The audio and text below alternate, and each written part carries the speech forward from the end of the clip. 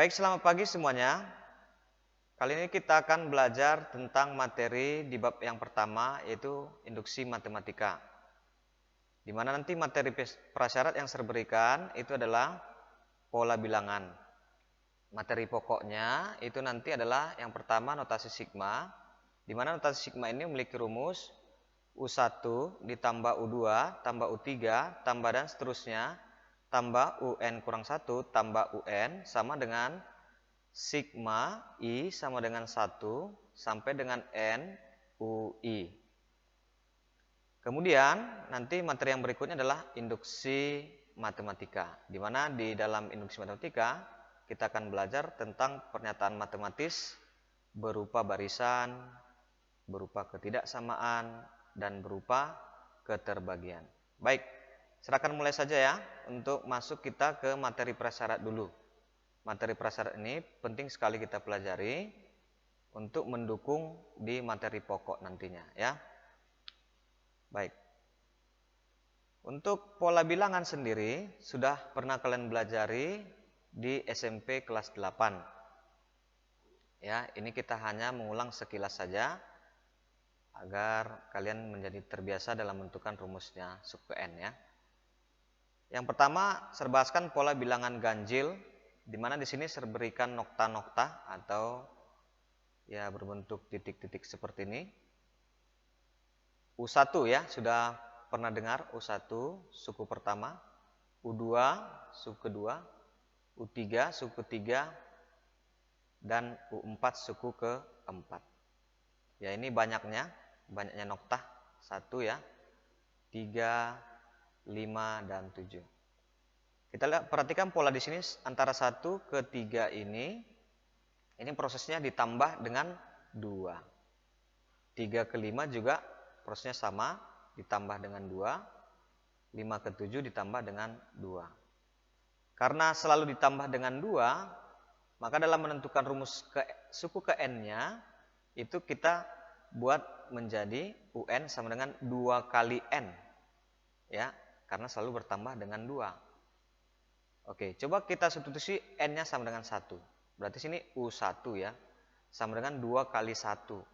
Sementara nilai dari atau banyaknya U1 itu sama dengan 1. Agar menjadi 1, maka U1 2 kali 1 tadi diapakan? Ditambah atau dikurang? Ya, dikurang dengan 1. Jadi sudah benar ya rumusnya, UN sama dengan 2N kurang 1. Coba kita tes dulu U4. Berarti U4 2 kali 4 8 kurang 1 sama dengan 7. Berarti sudah benar. Baik, yang berikutnya saya berikan pola bilangan genap. Pola bilangan genap ini, oke, perhatikan noktanya, perhatikan nama sukunya, dan perhatikan juga banyaknya. Baik, antara 2, 4, 6 ini kita bisa bentuk menjadi bilangan 2 kali 1 ya. Ini 2 kali 1, ini 2 kali 2, ini 2 kali 3. Perhatikan nama sukunya. Ketika nama sukunya 1 berarti 2 kali 1. Nama sukunya 2, 2 kali 2. Nama sukunya 3, 2 kali 3. Berarti ketika saya buat di sini nama sukunya UN, berarti saya buat aja 2 kali N. Benar ya? Karena selalu 2 kali, 2 kali, 2 kali. Ya. Berarti inilah rumus suku ke N dari pola bilangan genap. Baik, saya berikan yang ketiga, pola bilangan segitiga. Pola bilangan segitiga masih sama ya. Pemberian nokta ini nama sukunya juga. Ini banyaknya. Bisa dihitung 1, 3, 6, 10. Ya. Baik. Kita perhatikan di sini. Saya buat 1 itu setengah kali 1 dikali 2. Benar ya? Setengah kali 2, 1 kali 1 ya 1 gitu ya. Yang 3 setengah kali 2 kali 3. Ini setengah kali 2, 1 kali 3 ya 3. Begitu seterusnya. Ya, kalau kita perhatikan di sini, nama sukunya itu kan U1 berarti setengah kali 1 ya. Lalu setelah 1 angka 2. Nah, perhatikan polanya. Nama sukunya 2 berarti setengah kali 2. Berarti kan setengah ini selalu ada ya di depan. Nama sukunya di sini setengah, tergantung nama suku di sini. Berikutnya Ya setelah 2 ya 3 gitu. Setelah 3 4, setelah 4 5 gitu ya. Jadi bisa kita buat dalam bentuk rumusan suku ke n. Jadi ketika nama sukunya n, un, ikut aja ya. Berarti setengah kali 1, berarti setengah kali nama suku n. Karena nama sukunya n, setengah kali n. Setelah n kira-kira apa? Ya benar, n tambah 1. Jadi rumus suku n-nya adalah setengah n kali n tambah 1. Baik. Yang keempat, pola bilangan persegi. Oke, ini nokta-nokta yang saya berikan berbentuk persegi ya. Ini berbentuk persegi, ya dan seterusnya. Ini nama sukunya, ini banyaknya, perhatikan. Oke, 1 itu serbuat aja menjadi 1 kuadrat, benar ya? Banyaknya 1. 4 ini bisa serbuat menjadi 2 kuadrat. Sedangkan 9 ini serbuat menjadi 3 kuadrat. Dan 16 serbuat menjadi 4 kuadrat. Jadi apa hubungannya? Ya, ketika nama sukunya 1 ya 1 kuadrat, nama sukunya 2 2 kuadrat, nama sukunya 3 dan seterusnya. Jadi ketika nama sukunya n, un, berarti rumusnya adalah ya n kuadrat. Ya, seperti itu kira-kira ya. Baik. Berikutnya pola bilangan persegi panjang. Wah, ini saya berikan nih berbentuk persegi panjang bukan? Ya, ya. Oke, ini U1, U2 dan U3. Ini banyaknya 2, 6, 12 ya. Oke, serahkan buat 2 itu menjadi perkalian 1 kali 2. Benar ya? 1 kali 2 sama dengan 2. 6 itu serbuat menjadi 2 kali 3. 12, 3 kali 4. Lalu apa hubungannya dengan nama suku? Ketika nama sukunya 1, 1 dikali setelah 1 berapa? 2. Benar ya? Ketika nama sukunya 2, berarti 2 kali 3. Nama sukunya 3, 3 kali 4. Maka bisa kita buat dalam bentuk rumusan suku ke n ya, untuk pola bilangan persegi panjang. Berarti ketika nama sukunya n, berarti n dikali setelah n ya n tambah 1. Inilah rumus suku ke n pola bilangan persegi panjang. Baik, ini yang pola bilangan Fibonacci. Pernah dengar ya waktu di SMP? Ini saya berikan barisan bilangan, di mana pola bilangan Fibonacci itu ketika kita jumlahkan 2 suku yang berurutan yang di depan ini, ya hasilnya kita tempatkan pada posisi yang 2 setelah ini ya, 2 setelah yang di depan ini, berarti posisi ketiga nih.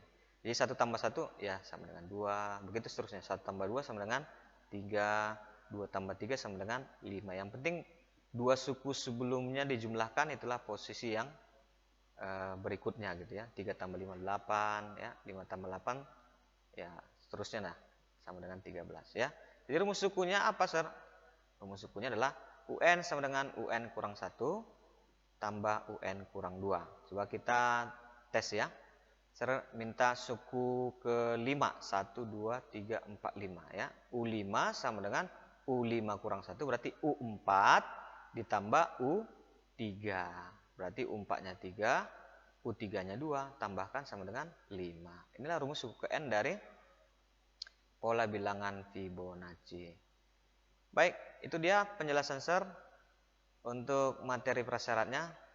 Ulang-ulang lagi ya, untuk pelajaran-pelajaran di SMP. Ini sangat berguna sekali sebagai materi prasyarat untuk masuk ke notasi sigma. Baik, kita lanjutkan topik kita, yaitu tentang notasi sigma. Jadi jika sudah menguasai materi prasyaratnya, baru kita masuk ke materi pokok di notasi sigma. Simbol seperti ini nanti kita baca sigma ya, yang berarti jumlah dari suatu barisan bilangan. Jadi ini seperti huruf E ya, E besar itu dibaca sigma, yang berarti jumlah dari suatu barisan bilangan. Jadi secara umum ditulis untuk barisan bilangan U1 tambah U2 tambah U3 tambah dan seterusnya tambah UN kurang 1 tambah UN sama dengan sigma I sama dengan 1 sampai N UI ya. Baik. Di mana nanti yang 1 ini ya, angka 1 ini dibaca batas bawah ya. Jadi ini batas bawah, disebut batas bawah. Kemudian yang N ini kita sebut dengan batas atas ya. Ingat, untuk variabel i di sini ini bisa berubah-ubah sesuai dengan permintaan soal ya, yang ada di soal. Jadi bisa aja variabel i-nya jadi variabel j, k, m, ya p dan seterusnya. Ingat kalau di sini i-nya berubah, rumus sukunya juga berubah ya, jadi dalam bentuk i. Kalau i di sini, m di sini dalam bentuk m, k dalam bentuk k dan seterusnya dan seterusnya. Baik. Kalau kita sudah pahami betul ini, kita akan masuk ke contoh yang pertama.